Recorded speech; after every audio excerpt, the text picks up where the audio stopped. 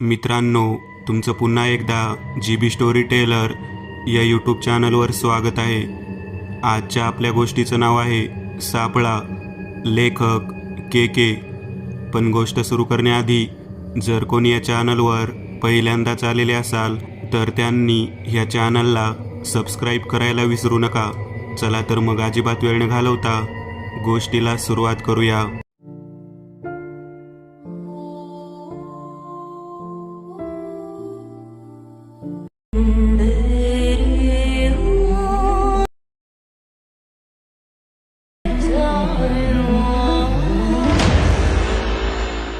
राज आणि मेघा एका इमारतीच्या समोर येऊन थांबले.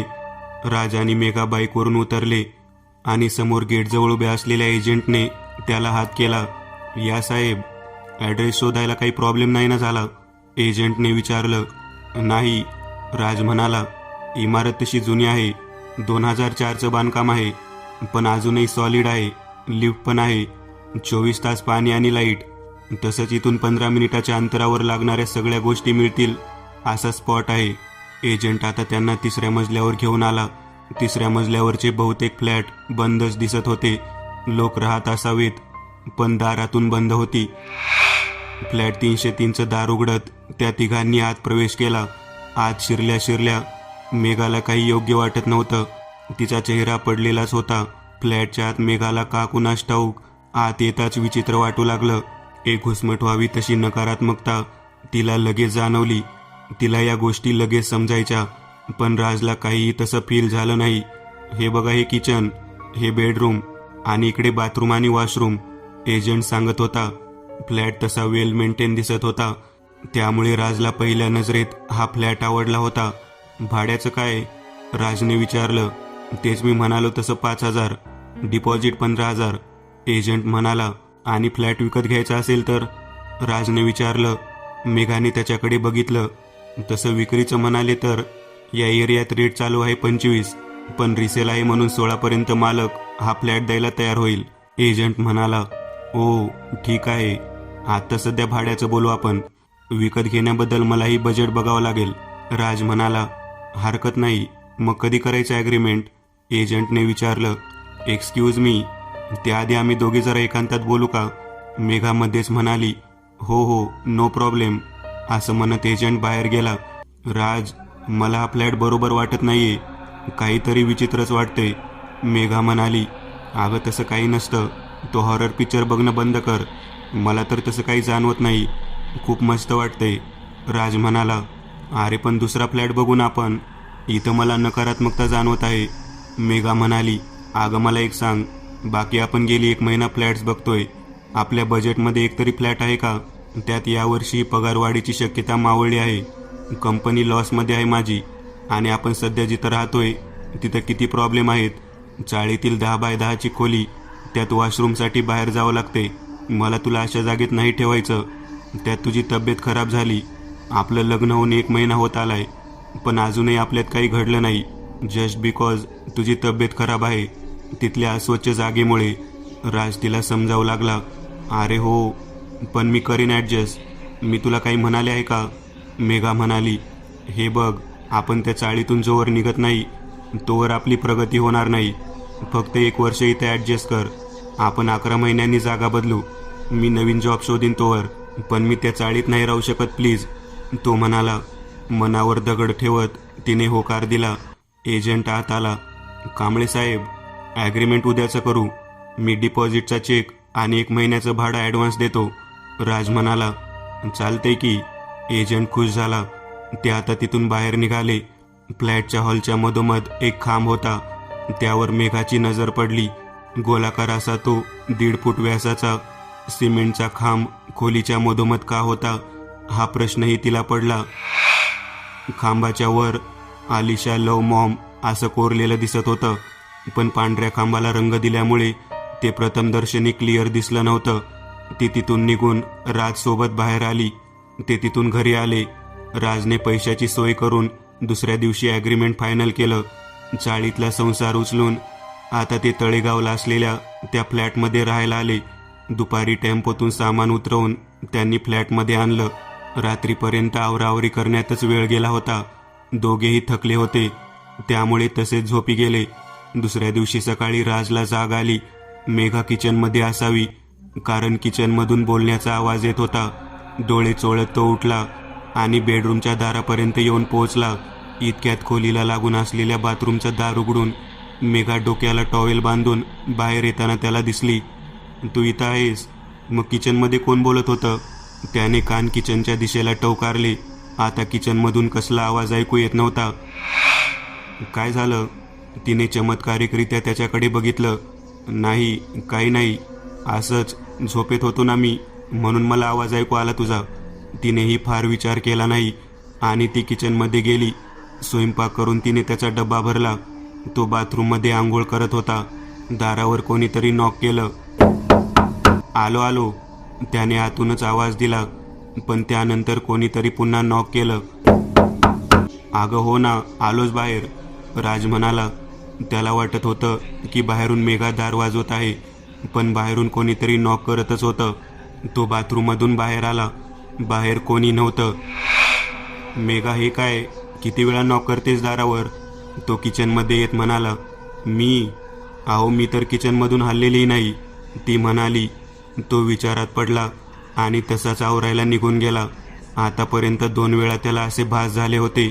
आवरून तो बाहेर आला आणि डबा घेऊन निघाला. तो दाराच्या बाहेर गेला आणि त्याला बाय करायला म्हणून दारात तीही आली. तो लिफ्टने खाली निघून गेला. आयेशा, तू इथं कधी आलीस? अचानक मागून आवाज आला. तिने मागे वळून पाहिलं. समोरच्या फ्लॅटच्या दारात उभी राहून एक म्हातारी बाई तिच्याकडे बघत बोलत होती. पांढरे केस, अस्ताव्यस्त झालेली साडी, चेहऱ्यावर वेडावल्यासारखे हावभाव. मेघाला काही कळलं नाही. आजी, तू परत बाहेर आलीस? चल लगेच आत, औषध घे. आणि लगेच मागून एक तरुण मुलगा बाहेर येत त्या म्हातारीला घेऊन जाऊ लागला. आयेशा, येते ग, परत भेटूच, म्हातारी जाता जाता म्हणाली. मेघा आत आली. राज दिवसभर कामात बिझी होता, त्यामुळे मेघाला कॉल करायला जमलंच नव्हतं. संध्याकाळी 8ला तो घरी आला. मेघाने दार उघडून त्याला चहा आणि पाणी दिलं. कसा गेला आजचा दिवस नवीन घरात? त्याने विचारलं. मस्त गेला, तू म्हणालेलास ना हळूहळू रुळशील, तशी मी आज रुळले घरात. मेघा खूप जास्तच खुश दिसत होती. आज राजला वेगळं वाटत होतं. तिने जेवायलाही आज गाजराचा हलवा केला होता. रात्री जेवण झालं. थकल्यामुळे त्याला लगेच झोप लागली. मध्यरात्री बाहेर ढगाच्या गडगडाटामुळे त्याला जाग आली आणि त्याने डोळे उघडले. बाजूला मेघा नव्हती. तो उठून बसला आणि बेडरूममधून बाहेर आला. हॉलमध्ये त्याला त्या खांबाच्या समोर मेघा मांडी घालून बसलेली दिसत होती. खांबाकडे बघत ती कोणाशी तरी बोलत होती, पण तिच्या आसपास कोणीच नव्हतं. मुख्य म्हणजे ती अरेबिक भाषेत बोलत होती. खांबाकडे बघून ती अरेबीज भाषेत बडबड करत होती. अरेबीज, हिला इंग्लिश, हिंदी, मराठी सोडलं तर बाकी कोणती भाषा येत नाही आणि ही सरळ अरेबिक भाषेत बोलतीये. हे बघून राजचं डोकं बधीर झालं. अंगावर सरसरून काटा आला. आता ती मराठीत बोलू लागली. आलिशा बेटा, असं नाही करायचं, मम्मी तुझ्याशी बोलणारच नाही, जा, असं म्हणत ती आता खांबाकडे पाठ वळवून बसली. तिच्या खांद्यावर सोडलेले मोकळे केस आपोआप बाजूला झाले आणि जणू कोणीतरी तिच्या खांद्यावर टेकावं तसा तिचा खांदा खाली गेला आणि मेघा हसायला लागली. तिचं हसणंही खूपच वेगळं होतं. मेघा, राज ओरडला, पण मेघाने लक्षच दिलं नाही. आलिशा, आता तू आराम कर, रात्र खूप झाली आहे ना, मेघा म्हणाली आणि खांबाकडे वळली. राजचं अंग थरथरत होतं. हे नक्की काय झालंय मेघाला? मेघा उठून उभी राहिली आणि राजच्या अगदी बाजूने त्याच्याकडे न बघताच हसत हसत बेडरूममध्ये गेली. राजचे हातपाय भीतीने गारटले होते. तो बेडरूममध्ये आला. ती अंगावर चादर घेऊन झोपली होती. राजही बाजूला येऊन आडवा झाला. ती गाढ झोपून गेली, पण राज रात्रभर भीतीने कावराबावरा झालेला. मेघा जे सुरुवातीला म्हणाली होती की इथं काहीतरी जाणवतंय, नकारात्मकता, ते आता त्याला पटलं होतं. पहाटे त्याचा डोळा लागला. सकाळी 7ला त्याला जाग आली. बाजूला मेघा नव्हती. तो रात्रीच्या घटनेने घाबरला होता. तो उठून बाहेर आला. ती किचनमध्ये होती. त्याने आत डोकावलं. मेघा स्वयंपाक करत होती. तिने मागे वळून बघितलं. उठला तुम्ही? आवरून घ्या, मी नाश्ता बनवते आणि डबा तयार आहे. ती म्हणाली. ती असं वागत होती की काही झालं नाही. तो बिथरलेला होता. आंघोळ करायला म्हणून तो बाथरूममध्ये गेला. आंघोळ करता करता त्याला दारावर कोणीतरी नॉक केल्याचं ऐकू आलं आणि काळजात धस झालं. त्याने नळ बंद केला आणि तो दाराजवळ दबा धरून बसला. पुन्हा एकदा नॉक झालं आणि त्याने दार उघडून बाहेर पाहिलं. बाहेर कोणी नव्हतं. फक्त जमिनीवर पडलेली एक छोटीशी बाहुली त्याला दिसत होती. बाहुलीचे मळकट कपडे, धुळीने चिकट झालेले केस आणि फुटलेला डोळा, सगळंच बघून त्याच्या काळजाचं पाणी पाणी झालं होतं. घरात बाहुली येण्याचं कारण नव्हतं, कारण घरात कोणतीच लहान मुलं नव्हती. त्याने दार बंद केलं. काहीतरी अमानवीय प्रकार आहे हे त्याला समजलं होतं आणि पुढच्या क्षणी बाहेरून एका लहान मुलीच्या हसण्याचा आवाज त्याला ऐकू आला आणि त्याच्या छातीत धस झालं. त्याने थरथरत दार उघडलं, पण बाहेर कोणी दिसलं नाही आणि आता ती बाहुलीही नव्हती. तो आवरून बाहेर आला. मेघा नॉर्मलच दिसत होती. तिने त्याला डबा दिला. नाश्ता करतानाही तो घाबरलेलाच दिसत होता. तो घरातून बाहेर निघाला. ही गोष्ट कोणाशी बोलूही शकत नव्हता. यावर उपाय काय? दुपार झाली. लंच टाईममध्ये त्याचा मित्र सूरज त्याच्याशी बोलू लागला आणि त्याने सूरजला सगळा प्रकार सांगितला. माझ्या ओळखीत एक मांत्रिक आहेत, जालिम उपाय करू आपण, तू घाबरू नकोस, पण तो फक्त शनिवारीच भेटू शकेल, असं सूरज म्हणाला. म्हणजे अजून 2 दिवस कसे तरी तुला काढावे लागतील. हो रे, चाळीतील घर यादीच्या घरमालकाने दुसऱ्याला भाड्यानं दिलंय. मी हे घर लगेच सोडूही शकत नाहीये, राज म्हणाला. काढ कसे बसे 2 दिवस. संध्याकाळी राज घरी आला. आज काय अवस्था असेल घरात याबद्दल विचार करून तो आधीच घाबरून गेलेला. दाराशी येत त्याला समजलं की दार लोटलेलं होतं. दार ढकलून तो आत आला आणि बेडरूमचं दार उघडून त्याने आत नजर टाकली आणि त्याचं डोकं सुन्न झालं. नेहमी साडी नेसणारी मेघा आज काळा बुरखा आणि हिजाब घालून नमाज पद्धतीत होती. तिच्या बाजूला एक छोटी चटई दिसत होती. मेघा, हे काय करतेयस तू? तो म्हणाला, पण तिने काही प्रतिसाद दिला नाही. ती नमाज पद्धतीत राहिली.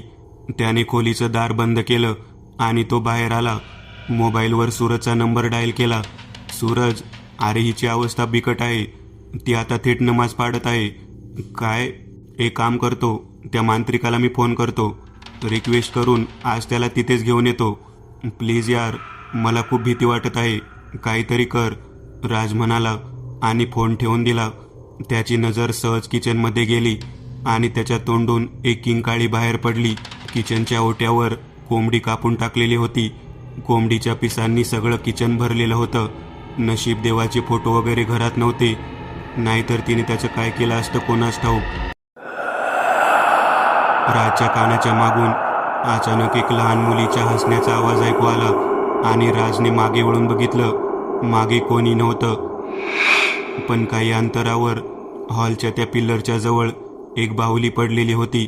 बेडरूमच्या दारावर आतून धाडकन मारायचा आवाज ऐकू आला. राजच्या काळजावर हादरा बसला. ती जोरात लाथा घालत होती हे समजत होतं. ए उघड दार, दार उघड, मला माझ्या पोरीला बघू दे, दार उघड म्हणत तिने घातलेल्या एका जोरदार लाथेत दार तुटून बाहेर पडलं आणि तिचं रूप आता भयंकर झालं होतं. अंगावर काळा बुरखा, केस मोकळे सोडले होते, त्यामुळे चेहराही दिसत नव्हता.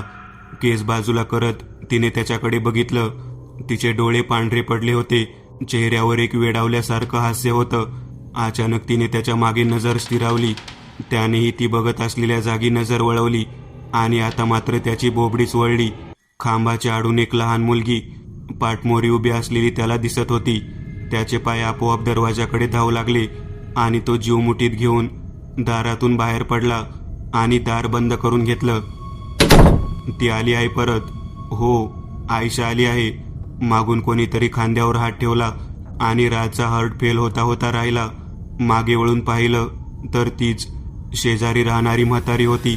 घाबरलेल्या अवस्थेत तो पळत खाली आला आणि तितक्यात सूरजचा फोन आला. राज, तो मांत्रिक आणि मी 1 तासात तुझ्या घरी येतोय. तू घरातून बाहेर पड आणि तिला कुठेही जाऊ देऊ नकोस. सूरज म्हणाला. हो, मी खाली आलोय. 1 तास खाली उभा राहून तो वाट बघत राहिला. आणि काही वेळातच ते बाईकवरून येताना दिसले.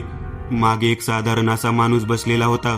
अंगावर साधा पांढरा शर्ट आणि पायजमा, कपाळावर एक टिळा, ना गळ्यात कुठली माळ ना आणखी काही, खांद्याला एक पिशवी.